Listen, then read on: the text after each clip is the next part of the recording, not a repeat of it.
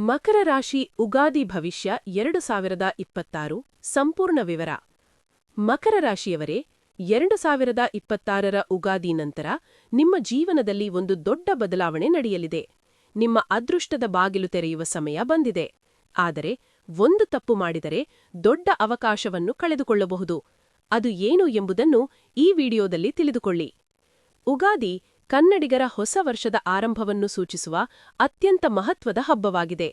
ಈ ದಿನದಿಂದ ಹೊಸ ನಿರೀಕ್ಷೆಗಳು, ಹೊಸ ಯೋಜನೆಗಳು ಮತ್ತು ಹೊಸ ಅವಕಾಶಗಳು ಜೀವನದಲ್ಲಿ ಆರಂಭವಾಗುತ್ತವೆ. ಮಕರ ರಾಶಿಯವರಿಗೆ 2026ರ ಉಗಾದಿ ವರ್ಷವು ಹಲವು ಬದಲಾವಣೆಗಳು, ಅವಕಾಶಗಳು ಮತ್ತು ಜೀವನದಲ್ಲಿ ಪ್ರಗತಿಯ ಸೂಚನೆಗಳನ್ನು ನೀಡುವಂತಹ ವರ್ಷವಾಗಿರಲಿದೆ. ಈ ವರ್ಷದಲ್ಲಿ ಶನಿ, ಗುರು ಮತ್ತು ಇತರ ಗ್ರಹಗಳ ಸ್ಥಾನಮಾನಗಳು ನಿಮ್ಮ ಜೀವನದ ಹಲವು ಕ್ಷೇತ್ರಗಳಲ್ಲಿ ಪ್ರಭಾವ ಬೀರುತ್ತವೆ. ಆದ್ದರಿಂದ ಈ ವರ್ಷವನ್ನು ಸರಿಯಾಗಿ ಬಳಸಿಕೊಂಡರೆ ಉತ್ತಮ ಫಲಿತಾಂಶಗಳನ್ನು ಪಡೆಯಬಹುದು. ಮೊದಲನೆಯದಾಗಿ, ಉದ್ಯೋಗ ಮತ್ತು ವ್ಯವಹಾರ ಕ್ಷೇತ್ರದ ಬಗ್ಗೆ ನೋಡಿದರೆ, ಮಕರ ರಾಶಿಯವರಿಗೆ 2026ರ ಉಗಾದಿಯ ನಂತರ ಉತ್ತಮ ಅವಕಾಶಗಳು ದೊರಕುವ ಸಾಧ್ಯತೆಯಿದೆ. ಈಗಾಗಲೇ ಉದ್ಯೋಗದಲ್ಲಿರುವವರಿಗೆ ಹೊಸ ಜವಾಬ್ದಾರಿಗಳು ಬರಬಹುದು. ಕೆಲವು ಸಂದರ್ಭಗಳಲ್ಲಿ ಕೆಲಸದ ಒತ್ತಡ ಹೆಚ್ಚಾಗಬಹುದು, ಆದರೆ ನಿಮ್ಮ ಪರಿಶ್ರಮದಿಂದ ನೀವು ಅದನ್ನು ಯಶಸ್ವಿಯಾಗಿ ನಿಭಾಯಿಸಬಹುದು. ಅಧಿಕಾರಿಗಳ ಮೆಚ್ಚುಗೆ ಕೂಡ ಪಡೆಯುವ ಸಾಧ್ಯತೆಯಿದೆ.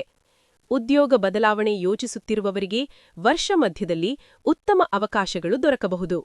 ವ್ಯವಹಾರ ಮಾಡುತ್ತಿರುವ ಮಕರ ರಾಶಿಯವರು ಹೊಸ ಯೋಜನೆಗಳನ್ನು ಆರಂಭಿಸಲು ಈ ವರ್ಷ ಅನುಕೂಲಕರವಾಗಿರುತ್ತದೆ. ವಿಶೇಷವಾಗಿ ಸಣ್ಣ ವ್ಯವಹಾರಗಳು, ಆಹಾರ ಉದ್ಯಮ, ಆನ್ಲೈನ್ ವ್ಯವಹಾರ ಅಥವಾ ಸೇವಾ ಕ್ಷೇತ್ರದಲ್ಲಿ ಬೆಳವಣಿಗೆ ಕಂಡುಬರುತ್ತದೆ. ಹಣಕಾಸಿನ ವಿಷಯದಲ್ಲಿ ಆರಂಭದಲ್ಲಿ ಸ್ವಲ್ಪ ನಿಧಾನವಾದ ಪ್ರಗತಿ ಕಂಡರೂ ನಂತರದ ತಿಂಗಳಲ್ಲಿ ಲಾಭದ ಸೂಚನೆಗಳು ಕಂಡುಬರುತ್ತವೆ. ಹಣಕಾಸು ಮತ್ತು ಆರ್ಥಿಕ ಸ್ಥಿತಿ ನೋಡಿದರೆ ಈ ವರ್ಷ ಮಕರ ರಾಶಿಯವರಿಗೆ ಮಿಶ್ರ ಫಲಿತಾಂಶ ನೀಡಬಹುದು. ಆದಾಯದಲ್ಲಿ ಹೆಚ್ಚಳ ಕಂಡುಬರುವ ಸಾಧ್ಯತೆಯಿದ್ದರೂ ಖರ್ಚುಗಳು ಕೂಡ ಹೆಚ್ಚಾಗಬಹುದು. ಕುಟುಂಬದ ಅಗತ್ಯಗಳು, ಮನೆ ಸಂಬಂಧಿತ ಖರ್ಚುಗಳು ಅಥವಾ ಆರೋಗ್ಯಕ್ಕೆ ಸಂಬಂಧಿಸಿದ ವೆಚ್ಚಗಳು ಎದುರಾಗಬಹುದು. ಆದ್ದರಿಂದ ಹಣವನ್ನು ಸರಿಯಾಗಿ ಯೋಜನೆ ಮಾಡಿ ಬಳಸುವುದು ಉತ್ತಮ.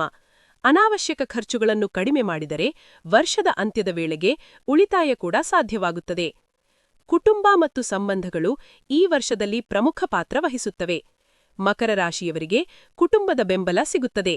ಮನೆಯಲ್ಲಿನ ಹಿರಿಯರ ಆಶೀರ್ವಾದದಿಂದ ಹಲವಾರು ಸಮಸ್ಯೆಗಳು ಸುಲಭವಾಗಿ ಪರಿಹಾರವಾಗುತ್ತವೆ. ವಿವಾಹವಾಗದವರಿಗೆ ವಿವಾಹದ ವಿಚಾರಗಳು ಮುಂದುವರಿಯುವ ಸಾಧ್ಯತೆಯಿದೆ. ವಿವಾಹಿತರಾದವರಿಗೆ ಜೀವನದಲ್ಲಿ ಸಂತೋಷದ ಕ್ಷಣಗಳು ಹೆಚ್ಚಾಗಬಹುದು. ಕೆಲವೊಮ್ಮೆ ಸಣ್ಣಪುಟ್ಟ ಅಸಮಾಧಾನಗಳು ಬಂದರೂ ಪರಸ್ಪರ ಅರ್ಥ ಮಾಡಿಕೊಂಡರೆ ಸಮಸ್ಯೆಗಳು ದೂರವಾಗುತ್ತವೆ. ಆರೋಗ್ಯದ ವಿಚಾರದಲ್ಲಿ ಮಕರ ರಾಶಿಯವರು ಸ್ವಲ್ಪ ಜಾಗರೂಕತೆ ವಹಿಸಬೇಕಾಗಿದೆ. ಹೆಚ್ಚು ಕೆಲಸ ಮತ್ತು ಒತ್ತಡದಿಂದ ದೇಹಕ್ಕೆ ದಣಿವು ಕಾಣಿಸಬಹುದು. ಸಮಯಕ್ಕೆ ಸರಿಯಾಗಿ ಆಹಾರ ಸೇವಿಸುವುದು, ವ್ಯಾಯಾಮ ಮಾಡುವುದು ಮತ್ತು ಮನಸ್ಸಿಗೆ ವಿಶ್ರಾಂತಿ ನೀಡುವುದು ಅತ್ಯಂತ ಮುಖ್ಯ. ಯೋಗ, ಧ್ಯಾನ ಅಥವಾ ಪ್ರಾರ್ಥನೆ ಮಾಡುವುದರಿಂದ ಮನಸ್ಸಿಗೆ ಶಾಂತಿ ದೊರಕುತ್ತದೆ. ಆರೋಗ್ಯವನ್ನು ನಿರ್ಲಕ್ಷ್ಯ ಮಾಡದೆ ನಿಯಮಿತವಾಗಿ ವೈದ್ಯಕೀಯ ಪರೀಕ್ಷೆ ಮಾಡಿಸಿಕೊಳ್ಳುವುದು ಉತ್ತಮ. ಶಿಕ್ಷಣ ಕ್ಷೇತ್ರದ ಬಗ್ಗೆ ಮಾತನಾಡಿದರೆ, ವಿದ್ಯಾರ್ಥಿಗಳಿಗೆ ಈ ವರ್ಷ ಪ್ರಯತ್ನ ಮಾಡಿದಷ್ಟು ಫಲ ಸಿಗುವ ಸಾಧ್ಯತೆಯಿದೆ. ಸ್ಪರ್ಧಾತ್ಮಕ ಪರೀಕ್ಷೆಗಳಿಗೆ ಸಿದ್ಧರಾಗಿರುವವರಿಗೆ ಪರಿಶ್ರಮದ ಫಲ ಸಿಗಬಹುದು. ಓದಿನಲ್ಲಿ ಏಕಾಗ್ರತೆ ಹೆಚ್ಚಿಸಿದರೆ ಉತ್ತಮ ಅಂಕಗಳು ಪಡೆಯಬಹುದು. ಹೊಸ ಕೌಶಲ್ಯಗಳನ್ನು ಕಲಿಯಲು ಈ ವರ್ಷ ಉತ್ತಮ ಸಮಯವಾಗಿದೆ.